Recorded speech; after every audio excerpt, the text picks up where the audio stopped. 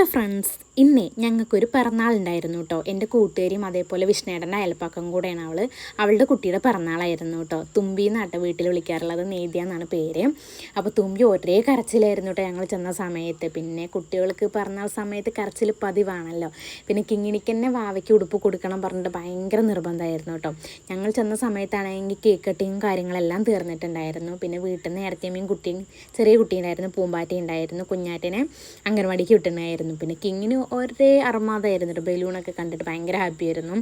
പിന്നെ അവൾ ഞങ്ങൾക്ക് കേക്കും കാര്യങ്ങളൊക്കെ കൊണ്ടു തന്നു. പിന്നെ നമ്മുടെ തൊട്ടയൽ പക്കത്തുള്ള ആൾക്കാരോടൊക്കെ കുറേ നേരം വർത്താനം പറഞ്ഞിരിക്കാമല്ലോ എന്ന മൈൻഡിലട്ടോ വേഗം പോയത്. വിഷ്ണുവിന് വർക്കും കൊണ്ടുണ്ടായിരുന്നു. അപ്പോൾ അതിൻ്റെ ഇടയിൽ ഗ്യാപ്പിൽ വേഗം പോയതായിരുന്നു. പിന്നെ നേരം വൈകും ചെയ്തിട്ടുണ്ടായിരുന്നു. പിന്നെ ഫുഡൊക്കെ കഴിച്ചു, നെയ്ച്ചോറും ചിക്കനും അതേപോലെ സലാഡൊക്കെ ഉണ്ടായിരുന്നു. പിന്നെ എൻ്റെ കൂട്ടുകാരി മേഘയും കൂടെ വന്നിട്ടുണ്ടായിരുന്നു കേട്ടോ. അവൾ റിലേറ്റീവും കൂടെയാണ്, പക്ഷെ അവൾ അതിലും നേരം വൈകിട്ടാണ് എല്ലാ പരിപാടിയും കഴിഞ്ഞിട്ട് ആളവിടേക്ക് എത്തിയിട്ടുള്ളത്. കിങ്ങിണിക്കാണെങ്കിൽ മേഘനെ ഭയങ്കര കാര്യമാട്ടോ. പിന്നെ വിഷ്ണുവിൻ്റെ ഫ്രണ്ട്സിനോടൊക്കെ കുറച്ച് നേരം വർത്തമാനം പറഞ്ഞ് നേരെ പോന്നു.